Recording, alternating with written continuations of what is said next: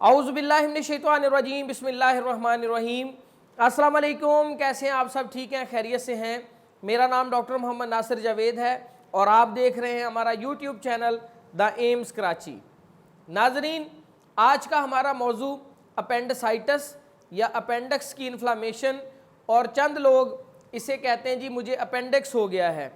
तो ये अपेंडिक्स क्या है, अपेंडिसाइटिस क्या होता है और क्या क्या इसकी अलामात हैं और किन लोगों को ज़्यादा होता है और इसकी एहतियाती तदाबीर और इसकी ट्रीटमेंट क्या है, इंशाल्लाह आज की वीडियो में हम डिस्कस करेंगे। वीडियो को मज़ीद आगे बढ़ाने से पहले अगर आपने हमारा पेज और हमारा यूट्यूब चैनल सब्सक्राइब नहीं किया तो बराए मेहरबानी सब्सक्राइब कीजिए ताकि इस तरह की हमारी मेडिकल से रिलेटेड मज़ीद वीडियोज़ आप तक पहुँचती रहें। तो नाजरीन, अपेंडिसाइटिस, तो सबसे पहले तो हम अपेंडिक्स की बात करते हैं कि अपेंडिक्स क्या होती है। अपेंडिक्स हमारे गैस्ट्रोइंटेस्टाइनल ट्रैक का एक पार्ट है। हमारी आंतों के अंदर एक छोटी सी एक आंत होती है, जहाँ पे छोटी आंत बड़ी आंत में खुलती है। उसके नीचे एक छोटा सा आंत का पार्ट होगा जो कि आपको मेरी स्क्रीन पर भी नज़र आ रहा होगा। तो इस पार्ट को हम अपेंडिक्स कहते हैं। अपेंडिक्स एक तरफ बड़ी आंत में खुली हुई होती है और दूसरी तरफ से ये बंद होती है और ये छोटी उंगली के साइज़ के बराबर होती है कि एक इंसान की जो छोटी उंगली है तकरीबन इससे थोड़ी सी लंबी और तकरीबन इसी साइज़ की ये आंत का एक हिस्सा होता है। तो चूंकि जिस तरफ ये अपेंडिक्स होती है वहाँ से आंत में खुराक ऊपर की तरफ चढ़ती है, तो प्रेशर की वजह से बाज़ुकात वो लोग जो कॉन्स्टिपेटेड हैं या बाज़ुकात वो लोग जिनको आंतों की अमूमन इन्फ्लामेशन रहती है, या वो लोग जो ज़्यादातर कंटामिनेटेड डाइट, मेल न्यूट्रिशन या जो बाहर का जो रेडियों पे जैसे मक्खियों वाला या बैक्टीरिया या जो मुख्तलिफ़ किस्म के जर्म्स वाला खाना है, जो वो लोग इस्तेमाल करते हैं, ऐसे लोगों के लिए ये प्रॉब्लम ज़्यादा क्रिएट करती है।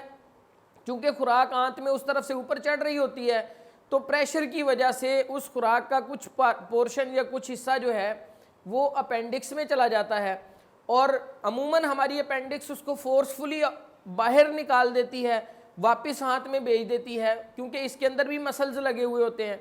लेकिन कभी कभार ऐसा होता है कि इस जो हमारे जो खाने के जो ज़रात हैं या जो हमारी डाइट है जो आंतों में मूव कर रही होती है, उसके कुछ पार्टिकल्स जो हैं वो अपेंडिक्स के अंदर स्टक हो जाते हैं या फंस जाते हैं।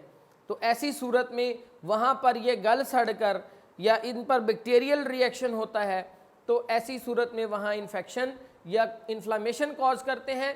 और जब इन्फेक्शन या इन्फ्लामेशन होता है तो हमारे राइट इलियक रीजन में, या हम कह लें कि हमारा ये जो दाईं साइड की जो टांग का जो सामने वाला हिस्सा है, यानी कि हमारा जो पेट का निचला हिस्सा दाईं साइड पे जहाँ से टांग का जोड़ बन रहा होता है, उस तरफ जो है वो दर्द होता है।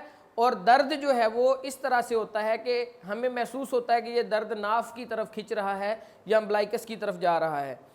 इस दर्द की एक खासियत ये होती है कि ये दर्द जैसे ही मरीज़ उस जगह को प्रेस करता है उसमें कमी वाक़या हो जाती है, और जैसे ही प्रेशर वहाँ से रिलीज़ करता है तो प्रेशर रिलीज़ होने के साथ जैसे ही मसल्स जो हैं वो रिलैक्स होते हैं तो पेन में इजाफा होता है और दर्द अम्बलाइकस की तरफ खिंच रहा होता है और ऐसे मरीज़ को बहुत ज़्यादा वॉमिटिंग हो रही होती है। हम इसकी मर्ज़ का अंदाज़ा या अपेंडिसाइटिस की शिद्दत हम इससे भी मालूम कर सकते हैं कि अगर मरीज़ को सिर्फ दर्द हो रहा है और हल्की फुल्की मतलाहट हो रही है तो इसका मतलब ये है कि इसको इन्फेक्शन कम है। और अगर दर्द बहुत ज़्यादा है, अनकंट्रोल्ड है और साथ में मरीज़ उल्टियाँ कर रहा है और ख़ास तौर पे मुंह भर भर के उल्टियाँ या उसको कह आ रही है, तो ऐसी सूरत में इन्फेक्शन सीवियर होगा। हमें इसको फ़ौरन किसी हॉस्पिटल, सेकेंडरी या टर्शरी केयर हॉस्पिटल में एडमिट करना होगा। हो सकता है कि इसका फिल फॉर जो है वो ऑपरेशन करके इसकी सर्जरी की जाए। जहाँ तक रही बात अपेंडिक्स के फटने की, अक्सर लोगों को ये पहले ये होता था कि जी जैसे ही अपेंडिक्स का दर्द हुआ फ़ौरन इसको रिमूव करवा दो, तो ये अपेंडिक्स फटने का डर होने की वजह से लोग इसको रिमूव करवा देते थे। पहले पहल एंटीबायोटिक्स और एंटी माइक्रोबियल मेडिसिन्स इतनी अच्छी यानी कि नहीं थी और इतना उनकी एफिकेसी नहीं थी, जिसकी वजह से अपेंडिसाइटिस जो है उसके पेशेंट अमूमन अपेंडिक्स के परफोरेट होने की वजह से उनकी डेथ हो जाती। बट जैसे जैसे second, third, fourth generation antibiotics आई हैं और जैसे जैसे एंटीबैक्टीरियल या एंटी माइक्रोबियल मेडिसिन्स ने तरक्की की है, तो अब इस तरह के इन्फेक्शंस को ओवरकम किया जा सकता है। अगर सीवियर इन्फेक्शन नहीं है तो इसको आराम से ओवरकम किया जा सकता है, मेडिसिन से इसका इलाज हो सकता है। और अगर बहुत ज़्यादा सीवियर इन्फेक्शन हो गया है तो ऐसे मरीज़ को नरम ग़िज़ा, हार्ड डाइट नहीं दी जाती, ताकि ऐसा ना हो कि प्रेशर की वजह से आंत में जो है वो परफोरेशन हो जाए या आंत फट जाए। तो इसके अलावा ऐसे मरीज़ को नरम ग़िज़ा के साथ साथ कोशिश की जाती है कि हॉस्पिटलाइज़ किया जाए। अगर बहुत सीवियर इन्फेक्शन है तो अपेंडिसेक्टमी कर दी जाए, मतलब कि इसकी अपेंडिक्स को रिमूव कर दिया जाए सर्जिकली। तो आज तक जिनकी अपेंडिक्स रिमूव हो गई है, इनके कोई ऐसे हेल्थ हैज़र्ड्स या कोई भी ऐसा नहीं देखा गया कि उनकी लाइफ पे कोई इसका इम्पैक्ट आया हो। लेकिन एक बात यहाँ और याद रखिएगा कि अपेंडिसाइटिस जो है ये 8 साल से लेके 28 साल या 25 साल की उम्र के लोगों को ज़्यादा होती है और इसमें ज़्यादातर बच्चे इन्वॉल्व होते हैं। और क्योंकि ये 8 से लेके 18-20 साल की जो उम्र होती है, इसमें बच्चे जो है वो वालिदैन के ख़र्चे पर होते हैं, तो इनकी कोशिश होती है कि बाहर की चीज़ों को ज़्यादा तरजीह दी जाए, तो बाहर से ज़्यादा चीज़ें ख़रीद के खाते हैं, तो जो इन्फेक्शन का बाइस बनती हैं। तो इसके अलावा जो कंटामिनेटेड डाइट या बाहर से होटलिंग वगैरह ज़्यादा ले रहे होते हैं, ऐसे लोगों को, चूँकि ये जो एज है 8 से लेके 25-26 साल की उम्र में, इसमें होटलिंग का शौक़ ज़्यादा होता है लोगों को, तो इस वजह से इस मर्ज़ के लिए ये एज जो है वो ज़्यादा देखी गई है। तकरीबन 90% मरीज़ इसी एज के आते हैं।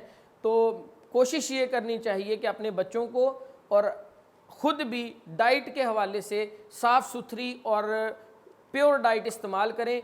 और इंशाअल्लाह मैं दुआ करता हूँ अल्लाह ताला से कि अल्लाह ताला हम सब को इस तरह के अमराज से महफूज रखे। अस्सलाम वालेकुम व रहमतुल्लाह।